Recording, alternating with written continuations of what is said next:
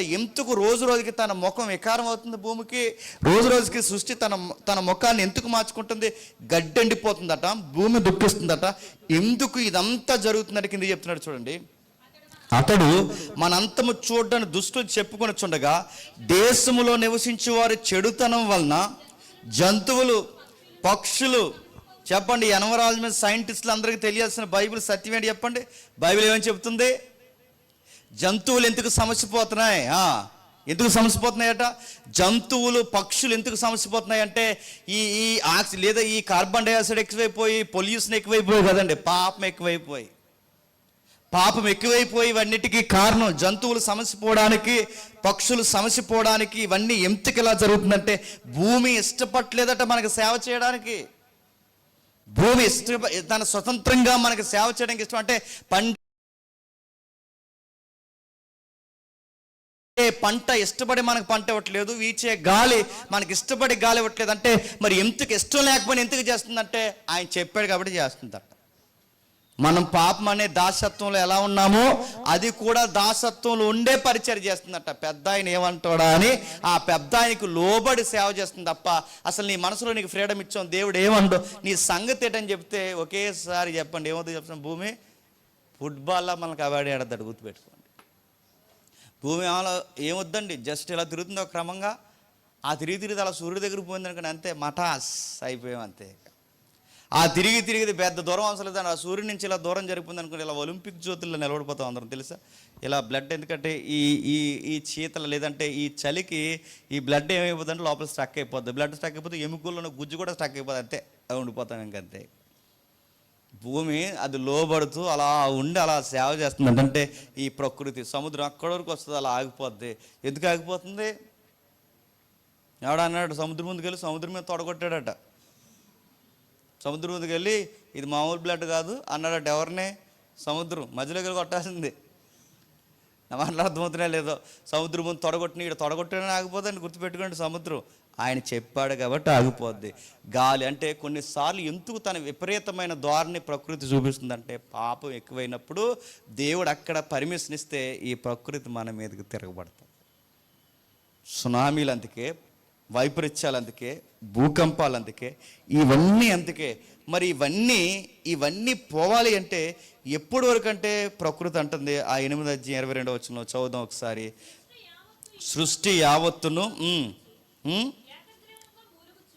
సృష్టి యావత్తు ఇదివరకు ఏకగ్రీవముగా మూలుగుచు ప్రసవ వేదన పడుచున్నదని ఏ వేదన? ప్రసవ వేదన. ఒక గర్భిణీ స్త్రీకి, బాగా వినండి, ఒక గర్భిణీ స్త్రీకి నెలలు నిండిపోయిన తర్వాత బిడ్డ అడ్డం తిరిగితే ఎలా ప్రసవ వేదన పడుతుందో చెప్పండి. ఈ ప్రకృతికి కూడా ప్రసవ వేదన ఎక్కువైపోయిందంట. ఇప్పుడు ఈ ప్రసవ వేదన అంటే ఎవరిని కనబోతున్నావంటే ఈ దుష్టులందరినీ చంపేయాలని బాధపడుతున్నాడు, గుర్తుపెట్టు. అంటే మనల్ని మోస్తుంది. ఒక స్త్రీ ఎలాగైతే ప్రసవ వేదన పడుతుందో సృష్టి యావత్తు ఏకగ్రీవంగా మూలుగుచు ప్రసవ వేదన పడుచున్నది అని ఎరుగుదుము. అంతేకాదు ఆత్మ యొక్క ప్రథమ ఫలం నందు మనము దత్తపుత్రత్వం కొరకు, అనగా మన దేహము యొక్క విమోచన కొరకు కనిపెట్టుచు మనలో మనము మూలుగుచున్నాము. 2 మూలుగులు ఉన్నాయి. 2 మూలుగులు గమనించండి. ఒకటి ప్రకృతి మూలుగుతుంది, చెప్పండి. 2 మన ఆత్మ మనలో మూలుగుతుందట. ఈ 2 మూలుగులకి ఒకదానికొకటి అవినాభావ సంబంధం ఉంది. అంటే ప్రకృతి మూలుగిపోయి తనకి మళ్ళీ సంతోషం రావాలి అంటే ముందు మనకి విమోచన రావాలి. అంటే మనకి విమోచన వస్తే కానీ పాపం నుండి ఎవరికి విమోచన లేదు? ప్రకృతికి విమోచన లేదు. ప్రకృతికి విమోచన రావాలంటే ముందు మనం తన కుమారులు ప్రత్యక్షతను పొందుకునే మహిమ కొరకు ప్రకృతి ఎదురు చూస్తుందంటే ముందు మీరు మారు మనసు పొందండి రా, ముందు మీరు మహిమను పొందండి, ముందు ఆ నిత్యత్వాన్ని పొందుకోవడానికి మీరు సిద్ధమవ్వండి. మీకు విడుదల వస్తేనే నాకు విడుదల వస్తుందని ఎదురు చూస్తుందంట. అంటే మనం ఎప్పుడు మారతామా అని ఎదురు చూస్తుంది. అందుకే బైబిల్ ఈ పదాలు ఉన్నాయి. దూలాలు మొరపెడుతున్నాయి, గోళ్ళు మొరపెడుతున్నాయి, రాళ్ళు మొరపెడుతున్నాయి. అంటే మీరు ఇక్కడికి వచ్చి కూర్చున్న తర్వాత ఎవడెవడ ఎలా చూస్తున్నాడో, ఎలా ఎట్టున్నాడో ఇవన్నీ దేవుడు చూస్తాడు లేదో నాకు తెలియదు, కానీ ఇక్కడ అన్నీ ఎవరు చూస్తారో తెలుసా? ఆ సీలింగ్ చూస్తుంది. నీవేపు కదా నిద్ర అవుతుంది, ఇక్కడికి వచ్చాను, గుర్తుపెట్టుకో. ఇక్కడికి వచ్చి ఆ సెల్ ఫోన్ నొక్కుళ్ళేటరా అవన్నీ చూస్తుంది తెలుసా? ఇవన్నీ వచ్చి ఏటమ్మా నువ్వు ఏ ధ్యానంలో ఉన్నావు ఇవన్నీ చూద్దాం తెలుసా. గుర్తుపెట్టుకోండి, గోడలు చూస్తే ఇవన్నీ ఒకసారి అలా పర్మిషన్ ఇచ్చడం కూడా దేవుడు స్తంభొచ్చి కొట్టేద్దాం మిమ్మల్ని అందరినీ. దేవుడు అలా పర్మిషన్ ఇన్నిసార్లు పోతే వారం ఆ సిరీస్ చెప్తుండే బొరకెక్కుతుందని ఆ సీలింగ్ అలా మీద అడిగిపోద్ది. గుర్తుపెట్టుకో, ఎలా చూస్తున్నాయట కనిపెట్టిందంటే మనం మారాలని దేవుడు కోరుకోవడమే కాదు, చెప్పండి, ప్రకృతి కోరుకుంటుంది. నువ్వు పీల్చే గాలి అలా అలా పీల్చి అలా వదులుతున్నావా, గాలి కూడా కోరుకుంటుంది మారరా అని.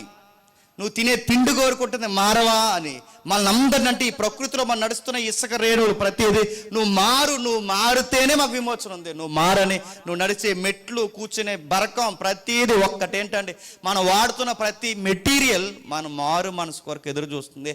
నువ్వు మారితే నీకు ఒక మహిమ వస్తుంది. ఆ మహిమ వచ్చిన రోజు నాకు కూడా విడుదల వస్తుంది. మారనంటే ఈ చెబుతున్న వర్తమానాలు ఎక్కడ సభలు జరిగినా, ఏం జరిగినా, ఏ దైవజనుడు నిలబడి దేవుని మాటలు మాట్లాడుతున్నా ఆ ప్రకృతి అంతా ఎవరు దేవుని కుమారులు, ఎవరు వాక్యం వింటున్నారు, ఎవరెవరికి బొరకెక్కించుకుంటున్నారు, ఎవరెవరు ఎలా ఉన్నారు, మీరు కూర్చున్న నేల ప్రతిదీ అబ్జర్వ్ చేస్తుందట. మీరేమనుకుంటారంటే మమ్మల్ని ఎవరు చూడట్లేదు, జేమ్స్ గారు అస్తమాలు చూస్తారంటే మేము వింటున్నాం లేదు అనుకుంటారు. జేమ్స్ గారు చూడరు కానీ నువ్వు కూర్చున్న బరకాన్ని చూస్తారు. గుర్తుపెట్టుకో, అన్నీ చూస్తే ప్రతిదీ గమనిస్తుంది, దేవుడు గమనిస్తాడు. ఎందుకంటే మనం మారాలను కోరుకునే ఆశ కలిగిన వారిలో ప్రకృతి కూడా ఒకరు. అందుకంటున్నాడు, సృష్టి ఇది వరకు ములుగుతుంది, ఇప్పుడు ములుగుతుంది, ఇంకా ములుగుతుంది. ఎప్పటి వరకు ములుగుతుంది? మనం మహిమను ఎప్పుడు పొందుతామా, ఎప్పుడు వెళతామా, ఈ శరీరాలు వదిలి మహిమా శరీరాలుగా ఎప్పుడు మారుతామని మన ప్రకృతి మన మహిమా జీవితం కొరకు ఎదురు చూస్తుందట. అందుకే క్రీస్తు యేసుని బాగా వినండి. క్రీస్తుని ఎందుకు నమ్మాలి అంటే, ఎవరైనా మీరు చెప్పాలండి ఆన్సర్. క్రీస్తుని ఎందుకు నమ్మాలి అంటే ఏదో ఇల్లు ఇస్తాడు, వాకిలు ఇస్తాడు, స్వస్థత ఇస్తాడని కాదండి. ఎందుకంటే స్వస్థత ఇచ్చినా ఒకరోజు ఈ శరీరం ఏమవుతుంది చెప్పండి, మళ్ళీ రోగం వస్తుంది. వ్యాపారాల్లో అభివృద్ధినిచ్చినా మళ్ళీ ఒకరోజు ఆ వ్యాపారాలు నష్టపోతాయి. మనకి భూములు ఇచ్చినా ఒకరోజు భూములు ఇక్కడ వదిలేసి వెళ్ళిపోతాం. అంటే మనకి స్వస్థత కాదు, ఇవన్నీ కాదు. మరి ఎందుకు నమ్మాలి అంటే ప్రకృతి చెప్తుంది నీకు నాకు ఆన్సర్. ఎందుకు నమ్మాలంటే, ఒరే ఇక్కడ అప్పులు తీరాలనో, ఇక్కడ స్వస్థతలు రావాలనో, ఇక్కడ ఏదో కలిసి రావాలనో ఇంతకు కాదు యేసుప్రభు నమ్మాల్సింది. నువ్వు ఎందుకు నమ్మాలంటే ఇంకెప్పటికీ అప్పులు లేని ఒక మహిమ జీవితం ఉంది, అందుకు నమ్ము. ఎప్పటికీ రోగాలు లేని, స్వస్థతే అవసరం లేని ఒక మహిమ జీవితం ఉంది, అందుకు నమ్ము. ఎప్పుడు ఇక్కడే ఉండిపోవాలి, ఇక్కడే అప్పులు తీరిపోవాలి, ఇక్కడే స్థిరపరచుకోవాలి, ఇక్కడే స్వస్థత పొందాలి, ఈ శరీరంలో మూలగాలని ఎడకండి. ఎందుకంటే మీరు ఈ శరీరంలో ఉన్నంత కాలము నాకు మనశ్శాంతి లేదు, మీరు ఈ శరీరంలో ఉన్నంత కాలము నాకు స్వేచ్ఛగా చేయాలన్న ఆశ నాకు లేదు. అంటే ఒక విధంగా మనం అందరం బాగా వినండి, త్వరగా మారు మనసు పొంది త్వరగా చచ్చిపోయి త్వరగా కప్పెట్టేస్తే ఎవరు ఆనందపడతారు చెప్పండి. ఇవాళ ఒకరు చచ్చిపోయాడు అనుకుంటుందంట, ఎవరు చెప్పండి. అంటే దేవునికి వర్ల మారు మనసు పొంది దేవుని కుమారుడు నిద్రిస్తే అది ఆనందపడుతుంది. ఎందుకంటే ఈరోజు ఒక బిడ్డ నిద్రించాడు, ఆ నిద్రించిన బిడ్డ నా గర్భంలో తన శరీరాన్ని పెట్టాను, ఆత్మ రక్షణ పొంది పరదేశకెళ్ళింది, శరీరం నా దగ్గర ఉంది. ఒకరోజు నేను కూడా మార్పు చెందుతాను.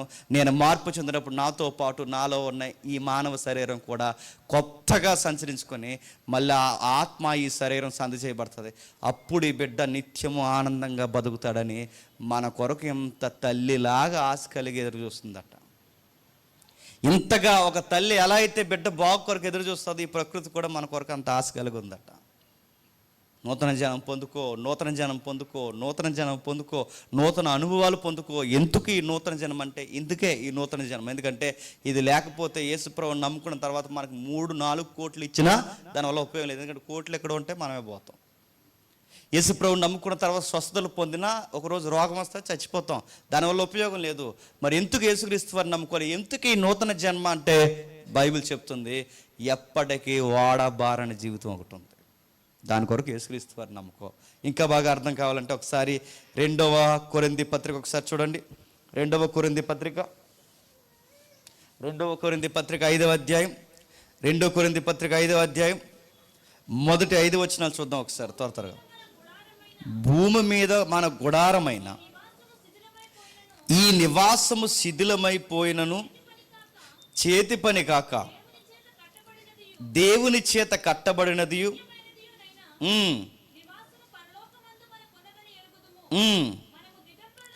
మనము దిగంబరులము కాక వస్త్రము ధరించుకున్న వారమై కనబడుదుము. కాబట్టి పరలోకం నుండి వచ్చు నివాసం మన దగ్గర పట్నం అని ఉంటుంది, భవనం అని ఉంటుంది. ఈ నివాసము దాని మీద ధరించుకొనుచున్నాము, దీనిలో మూలుగుచున్నాము. ఈ గుడారములో ఉన్న మనము భారము మోసుకొని మూలుగుచున్నాం. బాగా వినండి, ప్రకృతి మూలుగుతుంది చెప్పండి, వాక్యమర్థమైన భక్తులు కూడా చెప్పండి మూలుగుతున్నారు. మూలుగు లేని వాళ్ళు ఎవరో చెప్పనా, ఈ లోకంలోనే ఎప్పుడు బతికేయాలనుకున్న వాళ్ళకి ఏ మూలుగు ఉండదు. నిజంగా వాక్యం అర్థమైపోయింది అనుకోండి, మనం మూలుగేంటో చెప్పనా, త్వరగా చెప్పండి వెళ్ళిపోతే బాగుండి అనిపిస్తాం. ఈ దరిద్రాలు చూసే కన్నా, ఈ భారాలు భరించే కన్నా, ఈ రోగాలు భరించే కన్నా, ఈ మనుషుల మధ్య ఉండే కన్నా త్వరగా ఈ జీవితాన్ని ముగించుకుని వెళ్ళిపోతే ఎంత ఆనందం అని మూలుగుతామంట. దేవా ఇంకెంతకాలం ప్రభువా ఈ సేవ చేసేది, త్వరగా నన్ను తీసుకెళ్ళిపోతావా అని భక్తులు మొరపెట్టుకున్నారట. కానీ మనకు అలా అనిపించదు. ప్రభువా రోగం వచ్చింది, స్వస్థత ఇవ్వేంటి ప్రభువా, డాక్టర్ గారి చేతుల మీదుగా అద్భుతమైన వైద్యం నాకు అందించవా అంటే ఎందుకు ఇంకా ఇక్కడ ఉండిపోతామని ఈ శరీరంలో. డాక్టర్ గారి దగ్గరికి వెళ్ళినప్పుడు మీరు ఎలా చెప్పాలి, ఈసారి పేషెంట్లు అయితే, డాక్టర్ గారు మీరు చేయగలిగేది మీరు చేయండి, ఒకవేళ అవ్వలేదు అనుకోండి దేవుని దగ్గర నేను త్వరగా వెళ్ళిపోతాను కానీ పైనుంచి కిందకి ఇలా చూస్తాడు డాక్టర్ గారు. ఎందుకో చెప్పినా ఆయనకు అర్థం అవ్వదు, నీకు అర్థం అవ్వదు చెప్పు, ఎందుకంటే నేను బ్రతికితే దేవుని కొరకు సాక్షిగా ఉంటాను సార్, వెళ్ళిపోతే దేవుని దగ్గర వెళ్ళిపోతుంది. ఆ నిరీక్షణ ఎలా వస్తుందంటే అది బలంగా నమ్మునోళ్ళకి వస్తుందట. అది అపోస్తులకు ఉంది, పౌలు గారికి ఉంది. ఎవరైతే ఆది సంఘంలో వీటిని నమ్మారో వాళ్ళు బలంగా దాన్ని విశ్వసించారు. మూలుగారట, ఎంత త్వరగా వెళ్ళిపోతామా, ఎంత త్వరగా వెళ్ళిపోతామా, ఎంత త్వరగా వెళ్ళిపోతామా అని. మరి ఈ మూలుగిని లేదా ఈ మారు మనసు పొందాలన్న ఈ ఆశని లేదా ఈ మహిమను పొందాలన్న ఈ ఆశని ఎవరు నెరవేరుస్తారు? అందరికీ ఉంది ఈ మూలుగా. దావీదు పాపం చేసిన తర్వాత అయ్యో ఎందుకు చేశాను మూలగలేదా, ఇట్టు శరీరం నుంచి ఎవరు విడిపిస్తారని పౌలు గారు ఏడవలేదా? యోబు అన్నాడు, నశించిపోయి కుసించిపోతున్న ఈ శరీరం నుండి విమోచన ఎప్పుడు అని యోబు గారు ఎదురు చూడలేదా? అల్పకాలం పాపభోగం అనుభవించడం కంటే క్రీస్తు ప్రజలతో నింద అనుభవించి ఆయన నుండి లోకానికి ఎప్పుడు వెళ్ళిపోతానని మోసే చూడలేదా? పునాదులు గల ఆ పట్టణాన్ని ఎప్పుడు పొందుకుంటాను అబ్రహాం చూడలేదా? ఇస్సాకు అలాగే చూడలేదా? యాకోబు అలాగే చూడలేదా? ఆ విశ్వాసి వీళ్ళందరూ మహిమలో ఎప్పుడు అడుగులు పెడతానని ఎదురు చూడలేదంటే వీళ్ళందరికీ ఏమర్థమవుతుంది?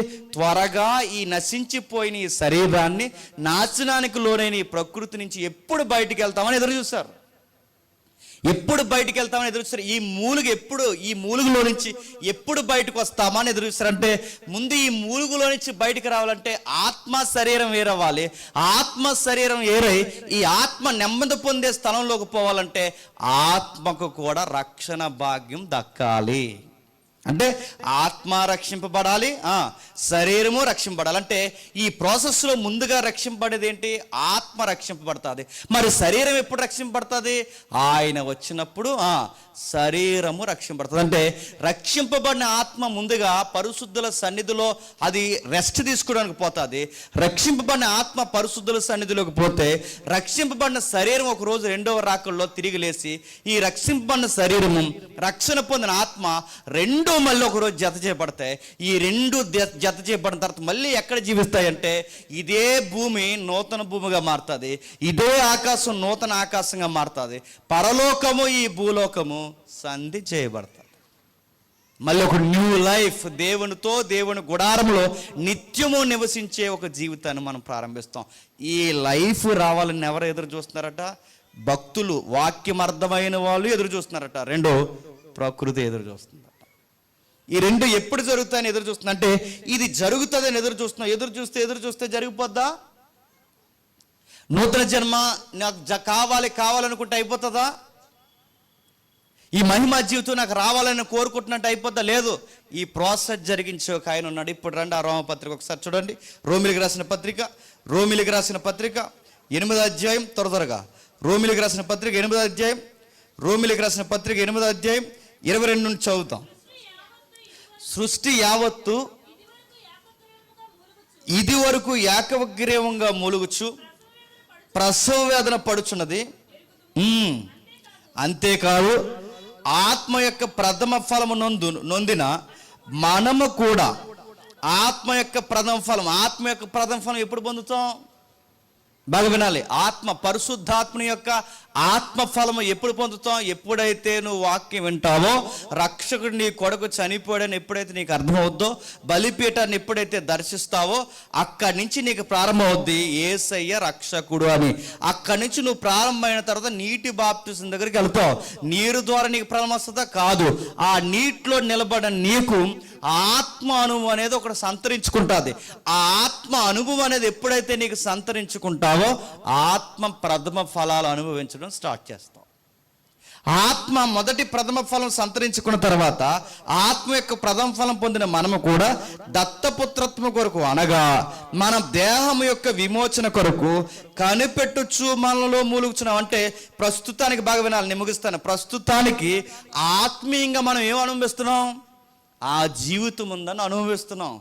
ఆత్మీయంగా ఏం అనుభవిస్తున్నాం? ఆత్మ సేఫ్ జోన్లోకి వెళ్ళిందని అనుభవిస్తున్నాం. బాగానే ఉంది. అంటే ఆత్మీయంగా రక్షింపడ్డం, ఆత్మీయంగా మనకు ఒక విషయం అర్థమవుతుంది. అబ్రహాము, ఇస్సాకు, యాకోబులు పరిశుద్ధులు ఒక రెస్ట్ ప్లేస్లో ఉన్నారని విషయం అర్థమవుతుంది మనకంటే. ఆత్మీయంగా అనుభవాల్లోకి వచ్చాం, ఆత్మీయంగా రక్షణలోకి వచ్చాం. కానీ ఇంకా ఆత్మ మూలుగుతుందట. ఎందుకు మూలుగుతుందంటే ఈ ఆత్మ లోపల అనుకుంటుందట, ఈ నాశనానికి లోనైన ఈ శరీరాన్ని, ప్రకృతిని ఎప్పుడు వదిలిపోతానా అని నిజమైన రక్షణ పొందిన ఆత్మ కోరుకుంటుందట.